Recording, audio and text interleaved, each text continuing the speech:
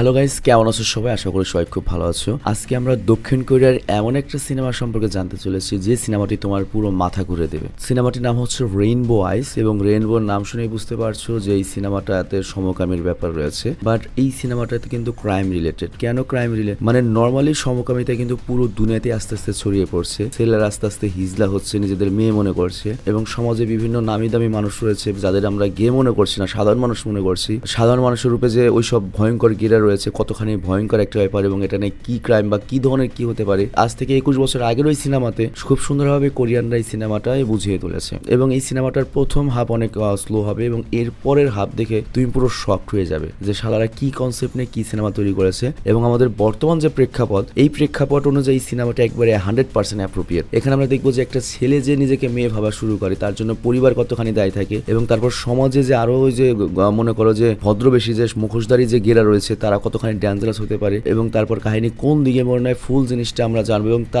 এবং তারপরে এই ফুল সিনেমাতে আমাদের কি মেসেজ দেওয়ার চেষ্টা করা হয়েছে সেটা আমি ডিকোড করে তোমাদেরকে বলবো, এবং তারপর আমার পার্সোনাল অপিনিয়নও দেবো। তো চলো আমরা কথা না বলে রেইনবো আইস নামে IMDb-তে 10-এ 7 রেটিং পাওয়া এই সিনেমাটা সম্পর্কে খুবই সংক্ষেপে জেনে আসি। তো সিনেমার শুরুতে আমরা অ্যালেক্স নামের একটা ছেলেকে দেখতে পাই, যে হচ্ছে আমাদের এই সিনেমার মেইন চরিত্র। তবে আমি তোমাদের কাছে একটা ক্ষমা চেয়ে নিচ্ছি, সেটা হচ্ছে এটা অনেক আগের সিনেমা, এটার HD ভার্সন আমরা পাইনি। তো এই জন্য এক্সপ্লেনের যে ভিডিওগুলো এটা একটু কম ক্লিয়ার বা একটু ঘোলা হতে পারে, অনেক আগের সিনেমা। তবে নিশ্চিত থাকো কাহিনী 100-100। তো যাই হোক, অ্যালেক্স হচ্ছে মূলত একজন পুলিশের ডিটেকটিভ, আর সে কিয়ারা নামের একটা মেয়েকে পাগলের মতো ভালোবাসে। আর কিয়ারার বুটিকের একটা দোকান রয়েছে। না জানি এই কিয়ারা মেয়েটার মধ্যে অ্যালেক্স কি দেখেছে, সে বারবার কিয়ারার প্রতি আকৃষ্ট হয়, যদিও কিয়ারা অলরেডি ওর গার্লফ্রেন্ড। তবে অ্যালেক্সের সাথে যতবারই কিয়ারার দেখা হয় ততবারই অ্যালেক্সের কাছে বারবার মনে হয় হয়তো কিয়ারার সাথে তার আগেও একবার দেখা হয়েছে। আবার এইদিকে কিয়ারাও অ্যালেক্সের ভালোবাসে অতটা সন্দেহ করে না, কিন্তু অ্যালেক্স যখন ঘুমিয়ে যায় তখনও অন্য কারো নাম নেয়, মানে ঘুমানোর পরে অন্য কোনো মানুষের নাম নেয়, সিমন বা এই টাইমের কোনো একটা নাম নেয়। তবে কিয়ারা এখানে অ্যালেক্সকে সন্দেহ করে না, কিন্তু মনে করে অ্যালেক্স যদি কাউকে ভালোই বেসে থাকে সত্যিকার অর্থে, তার কাছে ফেরত যাওয়া উচিত। আর এই কারণে হয়তো কিয়ারা অ্যালেক্সকে আপাতত বিয়ে করা থেকে আটকাচ্ছে, যে তুমি আগে মাইন্ড ফিক্স করো। তো এখানে আমরা বুঝতে পারি অ্যালেক্সের অতীত জীবনে এমন একটা কিছু ঘটেছে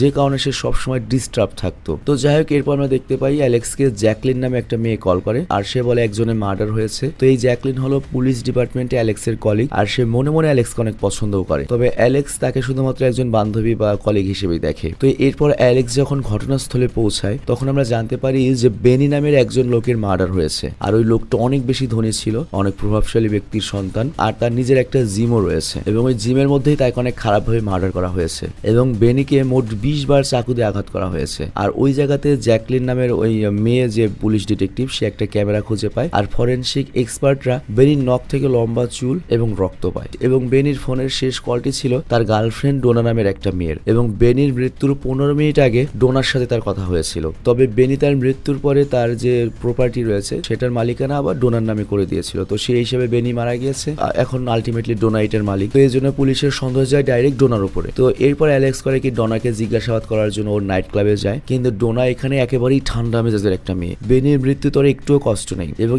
এত কুল একটা মেয়ে ডোনা, সে অ্যালেক্সকে বলে বেনির মৃত্যুতে আমার কিছুই যায় আসে না। আর তাছাড়া বেনির যখন মৃত্যু হয় আমি তখন আমার বাড়িতেই ছিলাম। বেনি খুবই খারাপ এবং ন্যাস্টিক প্রকৃতির একটা মানুষ, তবে ওকে যে আমি খুন করবো এরকম কোনো কারণ আমার কাছে নেই। আর আমি তো বেনিকে একটুও ভালোবাসতাম না। অ্যাকচুয়ালি আমি বেনির গার্লফ্রেন্ড হয়েছিলাম কারণ বেনির অনেক টাকা ছিল এর জন্য। চিন্তা করো ভাই, কি কুল মেয়ে। আর এইদিকে আমরা দেখি অ্যালেক্সের সিনিয়র, যার নাম হচ্ছে গেবিন, সেও পুলিশ অফিসার। সে বলে কোনোভাবে যদি আমরা ডোনার চুলের স্যাম্পলটা নিয়ে আসতে পারি তাহলেই আমরা বের করতে পারবো যে ওই চুলটা ওর নাকি। বাট তখনই ফরেনসিক ল্যাব থেকে কল আসে এবং জানা যায় বেনি নামের যে লোকটার মার্ডার হয়েছে তার নখ থেকে যে চুল আর রক্ত পাওয়া গিয়েছে সেগুলো কোনো একটা পুরুষের, মহিলার নয়। আর রক্তের গ্রুপ হচ্ছে AB পজিটিভ, যা অবশ্যই ডোনার নয়, কারণ ডোনার রক্তের গ্রুপ হচ্ছে B পজিটিভ। কিন্তু এখানে পুলিশ অফিসার গেবিন মনে করে ওই বেনি শালা যে শালা মারা গিয়েছে ও হয়তো সমকামী ছিল, বা উভয়কামী ছিল, মানে ওর কোনো ছেলে মেয়ের বাজ বিচার নাই। আর পরের দিন আমরা দেখতে পাই জ্যাকলিন সেই ঘটনাস্থলে যায় এবং চারিদিকে এত রক্ত দেখে ভাবে যে ব্যক্তি ওই বেনি নামের হারামজাদাকে খুন করেছে বেনির প্রতি তার অনেক ঘৃণা ছিল, এবং হতে পারে তারা পূর্ব পরিচিত এবং একে অপরের সাথে অনেক বা ভালো কোনো শত্রুতা বা স্মৃতি রয়েছে। আর এরপর সে টেবিলের নিচ থেকে এক টুকরা সিগারেটও পায়। আর এই দিকে আমরা দেখি অ্যালেক্স জিজ্ঞাসাবাদের জন্য বেনির প্রিয় বন্ধু জ্যাকের কাছে যায়, আর সে শুধুমাত্র বেনির বন্ধুও নয়, বেনির ম্যানেজারও, মানে ব্যবসা বাণিজ্য দেখাশোনা করতো। তো জ্যাক বেনিকে বলে যখন বেনির খুন হয় তখন সে বাড়িতে ছিল। আর তখন অ্যালেক্স বেনির ক্যামেরার যে ছবিগুলো সেগুলো জ্যাককে দেখিয়ে বলে তোমার আর বেনির মধ্যে তো অবৈধ সম্পর্ক ছিল, তাই না? শারীরিক সম্পর্ক ছিল। তো এই সব ছবি যে বেনি তুলেছে এই সব ছবি দেখে জ্যাক নিজের উপরেই নিজে রেগে যায়, মানে কোনো উত্তর দিতে পারে না। মানে বুঝতে পারছো এই জ্যাক আর বেনি যে দুইটা মারা গিয়েছে তারা দুইটাই উপকামী, এবং এরকম ভয়ঙ্কর ভয়ঙ্কর উপকামী বাংলাদেশে অ্যাভেলেবল রয়েছে, এবং এগুলো এমন একটা সিক্রেট যেগুলো আর এখন থামা রাখা যাচ্ছে না, কারণ এই সব উপকামীগুলো ভবিষ্যতে ভয়ঙ্কর ভয়ঙ্কর ক্রাইম ঘটাবে আমাদের দেশে। তো যাই হোক, তখনই অ্যালেক্স কারিকে ওই জ্যাকের শার্টে পরে থাকে একটা চুল নেয় এবং ফরেনসিক ল্যাবে পাঠায়, কারণ ওই চুলটা পুরুষের ছিল। কিন্তু এই কারণে জ্যাকের অনেক বিরক্ত লাগে। আবার তাছাড়া জ্যাকের রক্ত গ্রুপে এবি পজিটিভ, তো রক্ত গ্রুপে মিলে গিয়েছে। তো এই কারণে পুলিশ অফিসার যে গেভিন, মানে অ্যালেক্সের বস, সে জ্যাককে সন্দেহ করতে শুরু করে। তবে জ্যাকের কাছে বেনিকে এইভাবে খুন করার কোনো কারণ নেই। আর এইদিকে জ্যাকলিন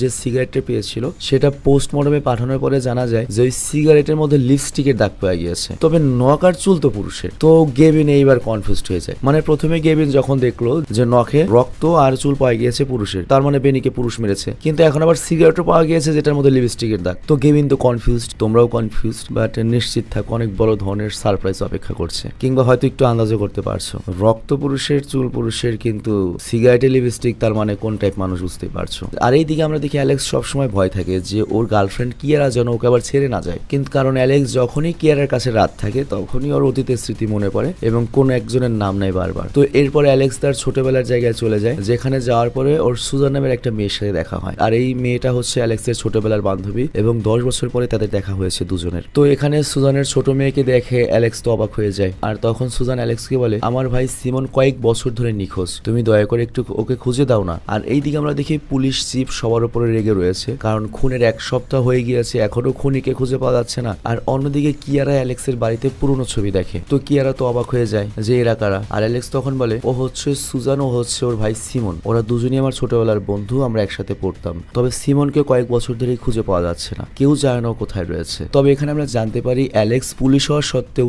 নিজে তার বন্ধু সিমনকে খুঁজতে চায় না, এর পেছনেও একটা কারণ রয়েছে। আর অ্যালেক্সের কাছ থেকে যখন এই কথা কিয়ারা শুনতে পারে, চমকে যায় এবং জিজ্ঞাসা করে কেন খুঁজতে চাও না ওকে, বাট অ্যালেক্স এটার উত্তর দেয় না। আর এরপর রাতের বেলা অ্যালেক্সের বাড়ি থেকে কিয়ারা যখন চলে যায় তখন আমরা দেখতে পাই সুজান ওদের উপর নজর রাখছে, মানে অ্যালেক্সের ছোটবেলার বান্ধবী। আর অন্যদিকে বেনি মারা যাওয়ার পরে ডোনা এবার জ্যাকের সাথে সম্পর্ক শুরু করেছে, মানে বেনির ম্যানেজার এবং বন্ধুর সাথে। তো এই কারণে পুলিশ জ্যাকের উপর আরো সন্দেহ করতে শুরু করে। আর এই জন্য পুলিশ জিজ্ঞাসাবাদের জন্য জ্যাককে পুলিশ স্টেশনে নিয়ে আসে। তো জ্যাক এখানে সবাইকে বলে, আমি আর বেনি যখন আর্মিতে ছিলাম, মানে তোমরা তো জানো দক্ষিণ কোরিয়াতে বাধ্যতামূলক 18 বছর হলে তোমাকে আর্মিতে যেতে হবে। তো ওই সময় ওরা একসাথে ছিল এবং ওই সময় ওদের অনেক ভালো সম্পর্ক ছিল। তো তখন থেকে ওদের সম্পর্ক। বাট তখনই সেখানে জ্যাকলিন আসে এবং জানায় বেনির নখ থেকে যে চুল আর রক্তের স্যাম্পল পাওয়া গিয়েছে সেটা জ্যাকের সাথে মিলে না। তো এরপর জ্যাকলিন চিপকে জানায় সিগারেটের যে লিপস্টিক পাওয়া গিয়েছে, যা লিপস্টিকের দাগ পাওয়া গিয়েছে, সেটাও ডোনার ডিএনএর সাথে মিলে না। ডোনা মানে বেনির আর কি গার্লফ্রেন্ড, মানে দুইজন যে ওরা সন্দেহ করছে দুজনের একজনও সেইটা নয়। আর তখন অ্যালেক্সের অ্যাসিস্ট্যান্ট বলে,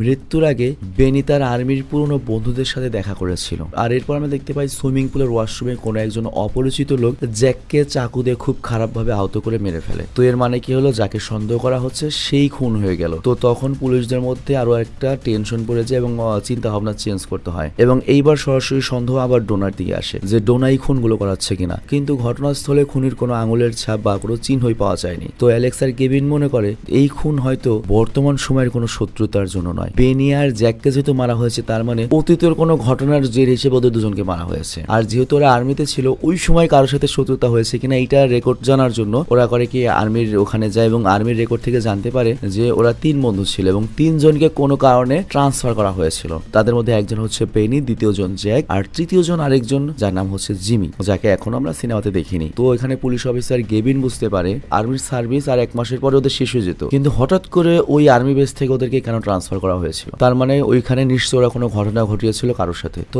এরপর অ্যালেক্স করে কি ওই লাস্ট 3 নম্বর যে পার্সন ওই জিমিকে জিজ্ঞাসাবাদ করার কথা চিন্তা করে। আর এইদিকে সুইমিং পুলের সিসিটিভি ফুটেজ থেকে জানা যায় ওই ব্যক্তি মুখোশ পরা ছিল এবং তার শারীরিক গঠন থেকে বোঝা যায় যে এটা অন্তত আর যাই হোক কোনো মেয়ে নয় বা ডোনাও নয়। আর এরপর একদিন সুজান করে কি অ্যালেক্সের সাথে এসে দেখা করে। আর সুজান তখন অ্যালেক্সকে জিজ্ঞাসা করে যে অ্যালেক্স সুজানের ভাই সিমনের ব্যাপারে কোনো তল্লাশি করেছে কিনা। তো অ্যালেক্স এখানে ডাইরেক্ট জানিয়ে দেয় যে আমি সিমনকে খুঁজতে চাই না। তো এখানে সুজান বুঝতে পারে না যে সিমন অ্যালেক্সের ছোটবেলার সবচেয়ে প্রিয় বন্ধু ছিল এবং ওরা সবসময় গলায় গলায় থাকতো। তারপরেও অ্যালেক্স কেন সিমনকে খুঁজতে চায় না। ইভেন যখন পুরো পৃথিবীর মানুষ সিমনের উপর অত্যাচার করতো তখন এই অ্যালেক্সের ছোটবেলায় ওকে বাঁচাতে আসতো, অন্যের সাথে মারামারিও করতো, কিন্তু সেই অ্যালেক্স কেন এখন ওর ভাই সিমনকে খুঁজতে চায় না। তো যাই হোক সিমনের টেনশনে তখন চিন্তিত হয়ে অ্যালেক্স করে কি কিয়ারাকে বিয়ের প্রপোজ দেয় যে তাড়াতাড়ি আমাকে বিয়ে করো। আর এই দিকে পুলিশের মিটিং এর সময় জ্যাকলিন বলে জ্যাককে অ্যালেক্সকে যে চাকু দিয়ে খুন করা হয়েছে, মানে দ্বিতীয় জন যাকে মারলো, সেটা কোনো চাকু ছিল না, সেটা বরং কেচি ছিল।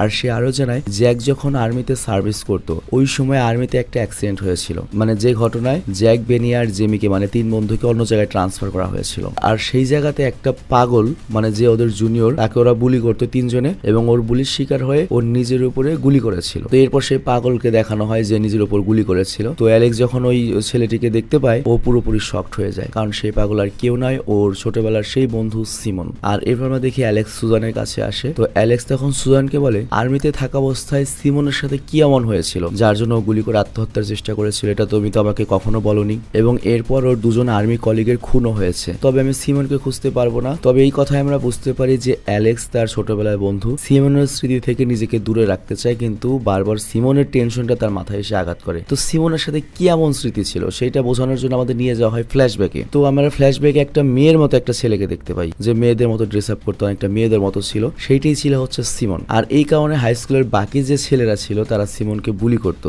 বাট অ্যালেক্স আর সিমনের বাড়ি ছিল পাশাপাশি, ওরা ছোটবেলা থেকে একসাথে বড় হয়েছে। তো অ্যালেক্স ওকে বাঁচানোর জন্য বাকিদের সাথে লড়াই করতো, আর অ্যালেক্সকে সিমনের জন্য লড়াই করতে দেখে সিমনের অনেক ভালো লাগতো যে অ্যালেক্স আমার বন্ধু, আমার জন্য লড়াই করছে। কিন্তু একটা সময় সিমনের এরকম ভীতু স্বভাবের কারণে অ্যালেক্স বিরক্ত হয়ে যায়, আর সে সিমনকে বলে তোমাকে রক্ষা করতে করতে আমি বিরক্ত হয়ে গিয়েছি, তোমাকে এখন পুরুষ হতে হবে, পৃথিবীর সকলের মোকাবেলা করা শিখতে হবে। আর তারপরে অ্যালেক্স সিমনের সাথে বন্ধুত্ব শেষ করে দিয়েছিল এবং চিরদিনের মতো মানে ওই স্কুল ছেড়ে চলে এসেছিল। তবে তার আগে ওরা একসাথে 10 বছর পড়ালেখা করেছে। তো এরপর সিন বর্তমানে আসে, আমরা দেখতে পাই কিয়ারা অ্যালেক্সের সাথে দেখা করতে পুলিশ স্টেশনে এসেছে, আর ওদের দুজনকে একসাথে দেখে জ্যাকলিন অনেক কষ্ট পায়। আর ওর ওই দিনের কথা মনে পড়ে যেই দিন ও অ্যালেক্সকে একটা জায়গায় দেখা করতে বলেছিল, কিন্তু আগে ভাগে ট্রেনটা ছেড়ে দিয়েছিল, যার জন্য কিয়ারার সাথে অ্যালেক্সের দেখা হয়ে গিয়েছিল। এবং এজন্য জ্যাকলিন ভাবে ওই দিন যদি আমি অ্যালেক্সকে না ডাকতাম তাহলে কিয়ারার সাথে অ্যালেক্সের দেখা হতো না এবং আজকে অ্যালেক্স আমার হতো। তো এরপর আমরা দেখতে পাই অ্যালেক্স কিয়ারাকে নিয়ে বিয়ের পোশাক কিনতে যায়, বাট কিয়ারা যখন বিয়ের পোশাক পরে বাইরে বেরিয়ে আসে দেখা যায় সেখানে অ্যালেক্স ছিল না। আসলে অ্যালেক্স সোজা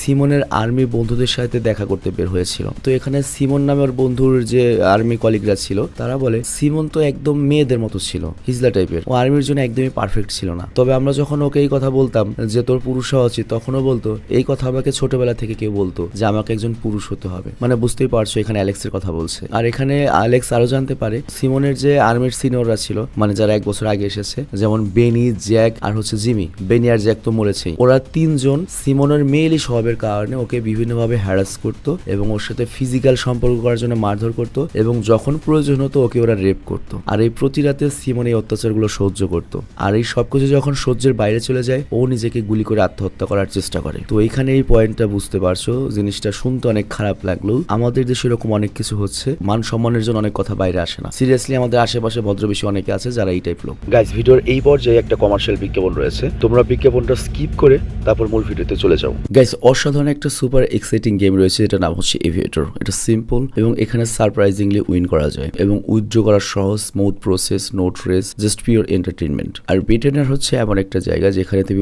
সব ধরনের গেমস পাবে। এছাড়াও হিউজ সিলেকশন রয়েছে স্পোর্টস ইভেন্টস এর, যেমন ই স্পোর্টস এবং আদার স্পোর্টস এর। তো এখানে যে রেকমেন্ডেশনের ব্যাপার সেটা হচ্ছে স্ক্রিনে আমাদের যে প্রোমো কোডটা দেখতে পাচ্ছ ফ্লাইজেট, এটা ইউজ করলে ওয়েলকাম বোনাস পেতে পারো $100 পর্যন্ত ফার্স্ট ডিপোজিটে।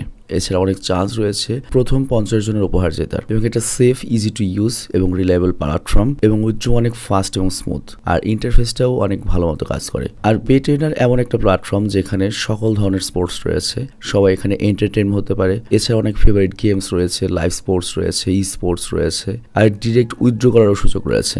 আর যেহেতু এটা নতুন কোম্পানি তো প্রচুর বেনিফিট দিচ্ছে। তো আমাদের পিন কমেন্ট থেকে ওয়েবসাইটে যেতে পারো এবং সেখানে আমাদের যে প্রোমো কোডটা সেটা ইউজ করলে 100% ওয়েলকাম বোনাস পেতে পারো তোমার ফার্স্ট ডিপোজিটে। তবে আমরা যে বিজ্ঞাপনই দেই না কেন জেনে শুনে বুঝে তারপর সেখানে যাবে। তো যাই হোক, এর পরবর্তী স্টোরি বলে সুজান, মানে সিমনের বোন। তো এখানে সুজান বলে যে ওই আর্মিতে যখন ও সুইসাইডের চেষ্টা করে তখন এটা নিয়ে মামলা হয় আর্মিতে, কিন্তু বেনির বাবার অনেক টাকা ছিল এবং পলিটিক্যাল পাওয়ার ছিল, আর তারা এই সমস্যাটিকে ধামাচাপা দিয়ে দেয় এবং এই কারণে তাদের 3 জনকে অন্য জায়গায় ট্রান্সফার করা হয়। আর এই দিকে জ্যাকলিন চিপকে জানায় সিমনের উপর হওয়া অত্যাচারের বিষয়টি আর্মির রেকর্ডেই নেই, খালি মানুষের মুখে মুখে রয়েছে। তবে আত্মহত্যা থেকে সিমন বেঁচে গিয়েছে ঠিকই, তারপর সে কোমায় চলে গিয়েছিল এবং তার মুখ পুরোপুরি নষ্ট হয়ে গিয়েছে। তার বোনও আত্মহত্যা করার চেষ্টা করেছিল। আর ছেলের এমন অবস্থা দেখে সিমনের মাও সময় মারা যায়। তবে মা মারা যাওয়ার পরে সিমন এত একটা আঘাত খায় যে সেখানে একটা চমৎকার কিছু হয়। সিমন কোমা থেকে বেরিয়ে আসে। আর তারপর গত 7-8 বছর আগে সিমন হঠাৎ করে গায়েব হয়ে গিয়েছে। তারপর সিমনকে আর খুঁজে পাওয়া যায়নি। তো জ্যাকলিনের এইসব কথা শুনে পুলিশও এই সিদ্ধান্তে পৌঁছায় বেনি আর জ্যাককে হয়তো সিমনই খুন করেছে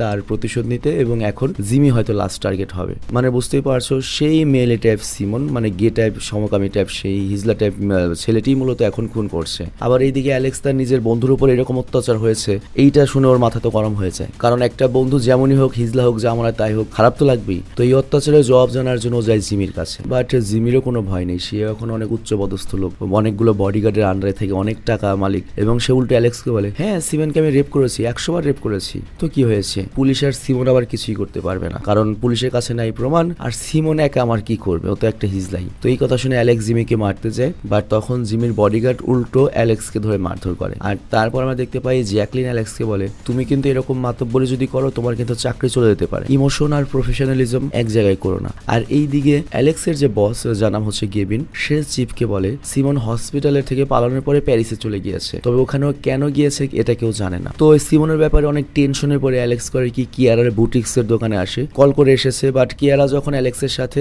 দেখা করার জন্য বাইরে আসে তখনই জ্যাকলিন করে কি অ্যালেক্সকে কল করে যে একটা জরুরি দরকার আছে, আসো। তো এই কারণে অ্যালেক্স আবারও কিয়ারের সাথে দেখা না করে সেখান থেকে চলে যায়। আর এরপর সে এমন একটা ঘটনাস্থলে যায় যেখানে জিমিকে খুন করা হয়েছে জিমির বাড়িতেই, এবং ফরেনসিক এক্সপার্ট জানায় এবার খুনির খুন করার পদ্ধতি ভিন্ন, মার্ডার কেচি দিয়ে হয়নি, চাকুতে হয়েছে। আর জিমি খুন হওয়ার কারণে চিপ তো অনেক রেগে যায়। আর জিমির গার্লফ্রেন্ড তখন জানায় সে যখন গোসল করার সময় বাথরুমে ছিল তখনই কেউ তার জিমিকে খুন করেছে। তো এটা শুনে পুলিশ আবারও সিমনকে সন্দেহ করে যে সিমনই হয়তো খুন করছে এবং সে এখনো এই শহরে পালিয়ে রয়েছে। আর তখনই ফরেনসিক ডিপার্টমেন্ট থেকে অ্যালেক্সের কাছে কল আসে এবং তারা জানায় বেনির নখ থেকে যে চুল আর রক্ত পাওয়া গিয়েছিল সেগুলো পুরুষের হলেও সে রক্তের মধ্যে মেয়েদের হরমোনের পরিমাণ বেশি পাওয়া গিয়েছে। তো এই কথা শুনে জ্যাকলিন অবাক হয়ে যায় যে একজন পুরুষের শরীরে মেয়েদের হরমোনের বেশি পাওয়া যায় গেল মানে। তো অ্যালেক্স এরপর পুরো বিষয়টা বুঝতে পারে এবং তারপর পুলিশ চিফকে বলে বেনির খুনিকে আমরা পুরুষ মনে করে খোঁজ করছিলাম, কিন্তু এখন আমি বুঝতে পেরেছি বেনির যে খুনিকে আমরা খুঁজছি সে আসলে হয়তো পুরুষ, কিন্তু সে হয়তো সমকামী টাইপের, মানে হিজলা টাইপের, এবং বর্তমানে সে অপারেশন করে হয়তো নিজের লিঙ্গ পরিবর্তন করে ছেলে থেকে মেয়ে বানিয়ে ফেলেছে নিজেকে। আর এই কারণে তাকে আমরা চেহারায় ধরতে পারছি না, কারণ আমরা তো টার্গেট করছি পুরুষকে। আবার এখানে আরেকটা বিষয় লক্ষ্য, পুরুষ অপারেশন দ্বারা মেয়ে হতে পারে ঠিকই, কিন্তু প্রাকৃতিকভাবে শরীর তো মেয়েদের শরীর বানাতে পারে না, কারণ ক্রোমোজোম তো পুরুষই থাকে। তো এর মানে হচ্ছে বর্তমানে যে খুনিটা রয়েছে সে একটা ট্রান্সজেন্ডার বা হিজলা। তো আমাদের এখন হিজলাদের ধরতে হবে, যে পুরুষ কিন্তু মেয়ে সেজে রয়েছে তাদেরকে টার্গেট করে ধরতে হবে। তো এই কথা শুনে সবাই, তো অ্যালেক্সের কথা শুনে সবাই অবাক হয়ে যায়। আর পুলিশ তখন সিদ্ধান্ত নেয় তার মানে সিমন নামের সেই ছেলেটি হয়তো তার লিঙ্গ পরিবর্তন করেছে, কিন্তু সে যদি এখন মেয়ে হয়ে যায় তাকে চিনব কিভাবে, কারণ তার সারা শরীরের সাথে তো তার চেহারা বদল হয়ে গিয়েছে। আর তখন পুলিশ চিফ বা ওসি মনে করে ডোনাই মনে হয় সিমন, ওই মনে হয় হিজলা মেয়ে হয়ে রয়েছে, তো এই তো ডোনাকে জিজ্ঞাসাবাদ করা হোক। তো যাই হোক, তারপর আমরা দেখতে পাই জ্যাকলিন আবারও বেনির ঘরে আসে যেখানে তাকে খুন করা হয়েছিল। আর সেইখানে সে একটা গোপন দরজা পায়, যেটা একটা ক্লাবের দরজা, যেখান থেকে বাইরে যাওয়ার শর্টকাটের রাস্তা রয়েছে। তো প্যান্ট্রির পেছনে একটা শেফকে দেখা যায় যে রান্না করছিল আর ছুরি দিয়ে রান্না করছিল আর কি। যাই হোক, তো লোকটি জ্যাকলিনকে দেখেই পালাতে শুরু করে, ওকে ধরে পুলিশ স্টেশনে নিয়ে আসা হয়। তো লোকটির নাম হচ্ছে মিকি। তো ও জানায় খুনের রাতে আমি বেনির রুমে গিয়েছিলাম, পরে গিয়ে দেখি ও মরে রয়েছে, খাবার নিয়ে গিয়েছে দেখি মরে রয়েছে। বেনি আমাদের ওখানে খাবার অর্ডার করতো, ওখান দিয়ে মেয়েটে আনতো, পুরুষ আনতো, অকাম করতো, আমরা সব সাপ্লাই দিতাম। কিন্তু যখন আমি গিয়ে দেখি খাবার নিয়ে গিয়ে দেখো মরা, তখন আমি আবার সেখান থেকে পালিয়ে এসেছি। তার উপরে আবার আমার আগেরও ক্রিমিনাল রেকর্ড রয়েছে, তো এই জন্য আমি ভয় পেয়ে গিয়েছি। কিন্তু আমি এই খুনের সাথেও জড়িত নই, আর আমি কোনো সিমন টিমনকেও চিনি না। আর অন্যদিকে গেভিন জিজ্ঞাসাবাদের জন্য ডোনার কাছে আসে এবং তারা যে কোনো ভাবে ডোনার ডিএনএ স্যাম্পল নিতে চায়, কারণ এখন বাইরে থেকে দেখে কোনটা পুরুষ কোনটা মেয়ে এটা বোঝার সিস্টেম নাই। তবে ডোনার পাসপোর্ট থেকে তারা জানতে পারে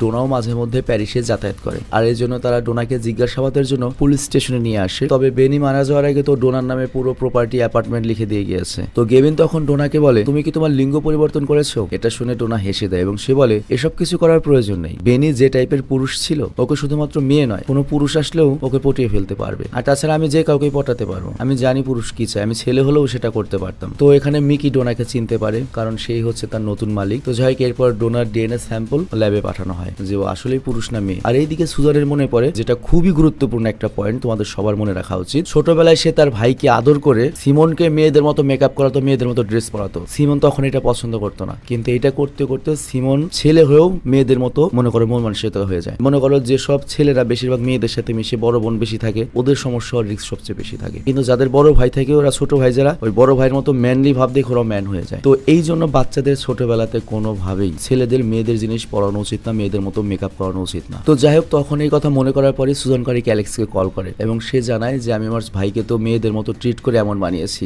আমার জন্যই আমার ভাই মেয়েদের মতো দুর্বল হতে শুরু করেছে। আর তখন অ্যালেক্সের আরো কিছু ফ্ল্যাশব্যাক মনে পড়ে। অ্যাকচুয়ালি হাই স্কুলে থাকা অবস্থায় সিমন যেহেতু হিজলা টাইপ ছিল বা পুরুষ হয়েও মেয়েলি টাইপ ছিল বা সমকামী টাইপ ছিল, এবং অ্যালেক্স যেহেতু ওর বন্ধু ছিল, সবাই অ্যালেক্সকে বলতো যে সিমন তোর গার্লফ্রেন্ড নাকি, তোদের মধ্যে ওই ধরনের সম্পর্ক নাকি, মানে সবাই মনে করতো ওদের মধ্যে ফিজিক্যাল সম্পর্ক বা গার্লফ্রেন্ড বয়ফ্রেন্ড বা ওরা গে। এবং এইটা শুনতে শুনতে অ্যালেক্স তো বিরক্ত হয়ে যায়, কারণ ও তো আমাদের মতো একটা স্বাভাবিক পুরুষ। কিন্তু সিমন যে আর কি সমকামী টাইপ ছেলে ছিল, ও সিরিয়াসলি নিয়ে নেয় এবং ও করে কি অ্যালেক্সের উপর আকর্ষিত হতে শুরু করে। এবং সিমন যাকে অ্যালেক্স তার সাথে বন্ধু হিসেবে মিশছে, ও যখন অ্যালেক্সকে এসে প্রপোজ করে বিয়ে করার জন্য বা ভালোবাসার জন্য, অ্যালেক্স তো আকাশ থেকে পড়ে যায়, কারণ ওর মতে ভালোবাসা একটা পুরুষ আর মহিলার মধ্যে হতে পারে, কোনো পুরুষের সাথে নয়। তবে সিমন এটা মানতেই চায় না, আর এই কারণে অ্যালেক্স সেদিনই সিমনের সাথে কাছ থেকে দূরে চলে যায় যে এই শালার তো সমস্যা আছে। তবে সিমন মানুষ হিসেবে অনেক ভালো ছিল, মনের দিক দিয়ে অনেক ভালো ছিল, কিন্তু প্রবলেম ছিল ওইটা। তো এই জন্য অ্যালেক্স চলে যাওয়ার পরও অ্যাজ এ ফ্রেন্ড ওর কথা অনেক মনে পড়তো। আর এইদিকে গেভিন শিপকে জানায় 2 বছর আগে যখন সিমন প্যারিস থেকে ফিরছিল, তখন ইমিগ্রেশন ডিপার্টমেন্ট তাকে আটকেছিল, কারণ তার চেহারা পুরোপুরি বদলে গিয়েছিল। তবে সে প্লাস্টিক সার্জারির কাগজপত্র দেখিয়ে ছাড়া পেয়ে যায়। মানে বুঝতেই পারছো, সিমন যে তোমার প্যারিস গিয়েছিল কোমা থেকে বেরোনোর পরে, অবশ্যই তো পাসপোর্ট ইউজ করতে হবে, এবং ও প্যারিস যে সেরি হয়ে আসলো, কিন্তু ওই পাসপোর্ট তো সেম রইলো। তখন ইমিগ্রেশন বলবে তুমি না ছেলে হয়ে গেলে, মেয়ে হয়ে আসলে কিভাবে? তো তখন ও সার্জারির কাগজপত্র দেখিয়েছিল যে না আমি ওখান থেকে ট্রান্সজেন্ডার হয়ে এসেছি। তো ইমিগ্রেশনের ডিপার্টমেন্টের পুলিশ তখন তো ছবি তুলে রেখেছে এবং সিমনের নতুন চেহারা ফিক্স করে পাঠিয়ে দেয়, এবং সিসিটিভি ক্যামেরারা চেক করতে থাকে, এবং অ্যালেক্স সেখানে বেনির সাথে সেই অপরিচিত খুনির কথা বলা দেখতে পায়। আর এটা দেখে তো আর অবাক হয়ে যায়, এবং পুলিশও সিমনের নতুন চেহারা দেখে অবাক হয়ে যায়, এবং তারা দেখতে পায় এই খুনি তো একবারে পুলিশের আশেপাশে ছিল, কিন্তু কেউ জানতেই পারেনি। সবচেয়ে বেশি অবাক হয় অ্যালেক্স, কারণ ওই খুনি আর কেউ নয়, সেটা হচ্ছে কিয়ারা। মানে সিমনই প্লাস্টিক সার্জারি করে নিজেকে কিয়ারা বানিয়েছে। আর এইদিকে কিয়ারার ফ্ল্যাশব্যাক থেকে জানা যায় প্যারিস থেকে ফেরার পরে কিয়ারা হওয়া সিমন তার বোন সুজানের সঙ্গে দেখা করতে গিয়েছিল। তো এর মানে ওর বোনও জানতো যে সিমন মেয়ে হয়ে এই শহরে রয়েছে, হুদাই অ্যালেক্সকে মানে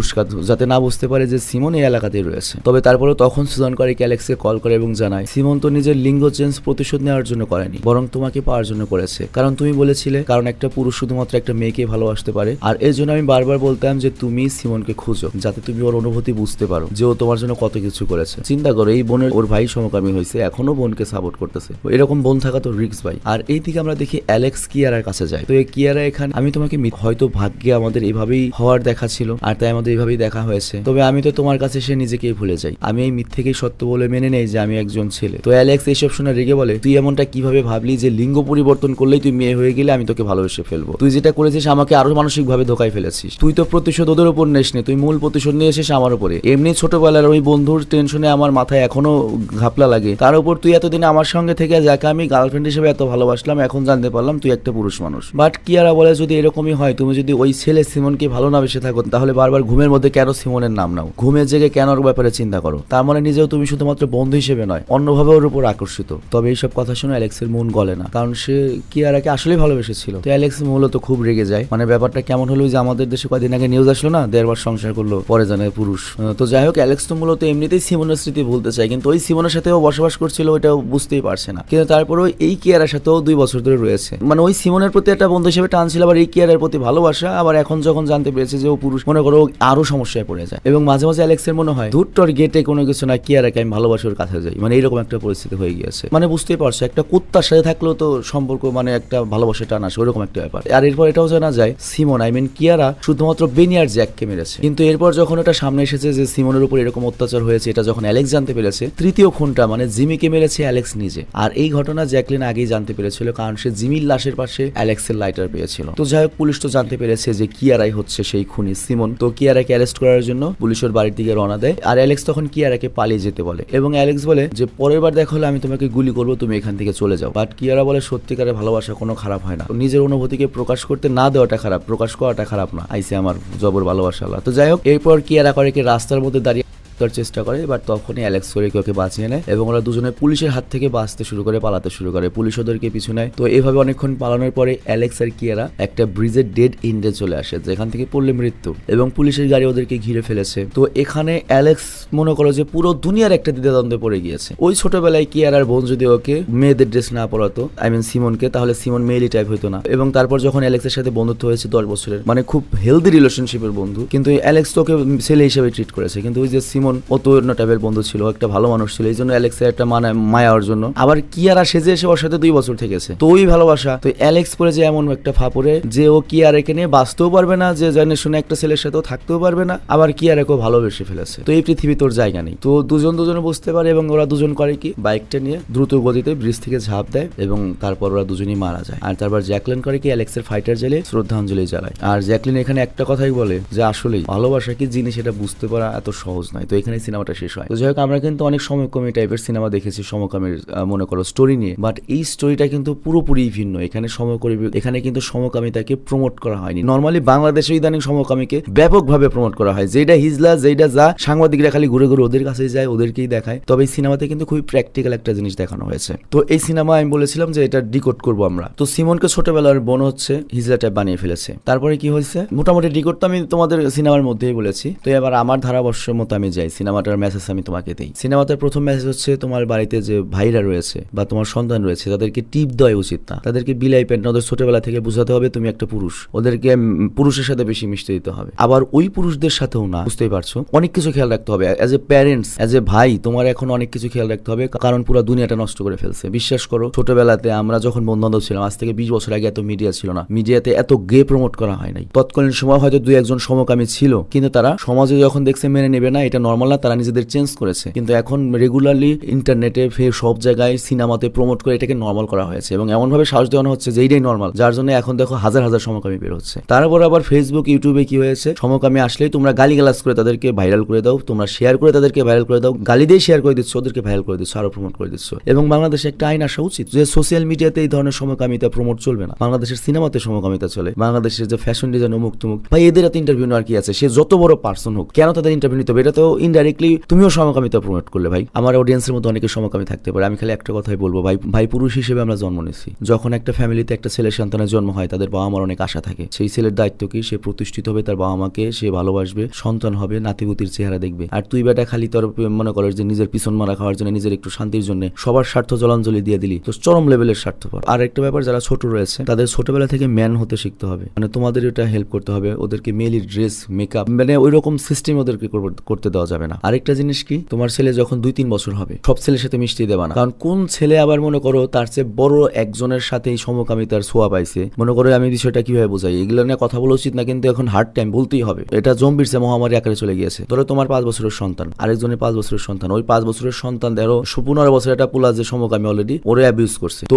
ওই সন্তানের সাথে আবার তোমার সন্তান মিশে ও আবার অ্যাবিউজ হবে। এটা করে কিন্তু এইভাবে সমকামিতা আবার মানে সংক্রমণের মতোই ছড়াচ্ছে। সবচেয়ে বড় রিস্ক হচ্ছে 18 বছর বয়স পর্যন্ত, যে পর্যন্ত বুঝতে পারবে বা যে আমি একটা ম্যান, ওকে ম্যানলি লাইফ দিতে হবে। আরেকটা এখানে বিষয় খেয়াল রাখতে হবে, আমরা যে নর্মালি ফেসবুক, ইউটিউবে যে সমকামীদের দেখি বা রাস্তাঘাটে যে সমকামীদের দেখি হিজলা টাইপ বা ছেলে হয়ে ড্রেস পরছে, যত গালি তো ওদের দেই, ওদের চেয়েও ভয়ঙ্কর লেভেলের ডেঞ্জারাস সমকামীরা রয়েছে, যারা যেমন ওরা যারা ফেসবুক, ইউটিউবে রয়েছে, ওরা কিন্তু তোমাকে নিয়ে রেপ করবে না, ওরা কিন্তু একবারে দুর্বল হিজলা টাইপ, জোকার টাইপের। কি হবে, সর্বোচ্চ তোমাকে একটু ডিস্টার্ব করতে হবে, হাই হ্যান্ডসাম ফেসবুকে মেসেজ দিয়ে। কিন্তু চিন্তা করো, সমাজে বড় বড় লেভেলের ধরো পুলিশ অফিসার, ধরো ওসি, আর্মি অফিসার, ম্যাজিস্ট্রেট, অমুক তুমুক, ওইসব লেভেলের যারা রয়েছে, তাদেরকে আমরা অনেক সমাজে সম্মানিত এবং ভদ্রলোক মনে করি। তাদের মধ্যে যদি ওয়েকামি কেউ থেকে থাকে, সেক্ষেত্রে তাদের কাছে কিন্তু একটা পুরুষ ভিকটিম, মহিলা ভিকটিম, সবটাই ভিকটিম, এরকম অনেক কিছু হচ্ছে। এগুলো বাইরে আসবে না বা আসবে না, এগুলো বাইরে আসছে না, তো ওদের চেয়ে তারা ভয়ঙ্কর আরো বেশি। এবং হয়েছে কি, পুরো দুনিয়াতে এই সমকামীদের যে তোমার ওই যে জেন্ডার চেঞ্জ হয়, বুফ ইমপ্লান্ট হয়, এটা ওই প্লাস্টিক সার্জন যে ইন্ডাস্ট্রি, ওরা আরো এগুলা প্রমোট করছে এবং সমকামীরা আরো সমকামিতা প্রমোট করছে যাতে ওদের দল ভারী হয়। এবং এই সমকামীরা কোনো কাজে লাগবে না, দেশে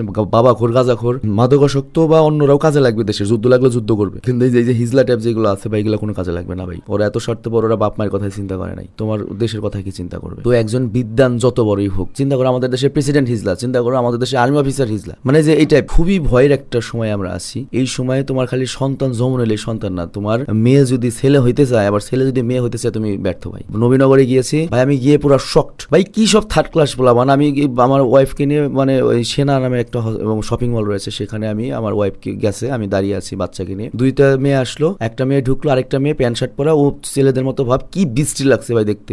নবীনগর স্মৃতিসৌধ বিকাল ভরা ভাই এই ধরনের তিনটা মেয়ে, দেখলে বোঝা যায় যে এগুলো সমকামী, লেসবিয়ান, মানে ওরা মনে করে যে এটা মডার্ন একটা কিছু। ভাই এই মডার্ন জিনিসটা তোমাদের মাথায় ঢুকিয়ে দেওয়া হয়েছে। আমেরিকান ইংল্যান্ডরা যা করে এটা মডার্ন নাকি? আমাদের যে স্ট্যান্ডার্ড সবচেয়ে বেস্ট স্ট্যান্ডার্ড। আর সমকামীর আরেকটা ব্যাপার বলি, আল্লাহ দুই ধরনের পাপ কখনো ক্ষমা করেন। একটা হচ্ছে শিরকি, তুমি আল্লাহর সমকক্ষ যদি কাউকে বানাও, আর আরেকটা হচ্ছে সমকামিতা। এবং সমকামিতা যখন কেউ করে আল্লাহর আরশ কাঁপতে থাকে এবং আল্লাহ রেগে যায়, তখন আল্লাহর আরশের যে ফেরেশতারা রয়েছে তারা আল্লাহকে শান্ত করে যে আপনার আরো ভালো বান্দা রয়েছে। এবং তুমি যদি হযরত লূত আলাইহিস সালামের গল্প শুনে থাকো, পুরো একটা কমকে, পুরো একটা জাতিকে ধ্বংস করে দিয়েছেন আল্লাহ, এত ঘৃণা করেন। ইসলামে এটা খুবই ডেঞ্জারাস ভাবে নিষিদ্ধ, এবং এটা শুধুমাত্র ইসলাম নয়, তুমি পারিবারিক, সামাজিক সকল ভাবে তুমি ধ্বংস হয়ে যাবে। এটা যারা সমকামী আছে বা হতে চাইছে তাদের আমি বলছি। এবং বাংলাদেশের সবার কাছে রিকোয়েস্ট, যারা শুনতে পাচ্ছ, এই সমকামী ট্রেন্ডটাকে বাংলাদেশে আনতে দিও না ভাই প্লিজ। ভবিষ্যৎ প্রজন্ম পুরো ধ্বংস হয়ে যাবে। এবং একটা জাতিকে ধ্বংস করা, যেমন আমেরিকাকে বাইরের কোনো পৃথিবী ধ্বংস করতে পারবে না, আমেরিকাকে ধ্বংস করবে ভিতরের মানুষ, কিন্তু রাশিয়ার ভিতরে সমকামিতা নাই, চীনের মধ্যে সমকামিতা ফাল করতে পারবে না। এই খুব ডেঞ্জারাস একটা ইস্যু। এবং তোমরা এখন থেকে সমকামীদের যদি পোস্ট দেখো ডাইরেক্ট ব্লক দিবে, ওদের প্রমোট করবে না, কমেন্ট দিয়ে গালি দিয়ে প্রমোট করবে না,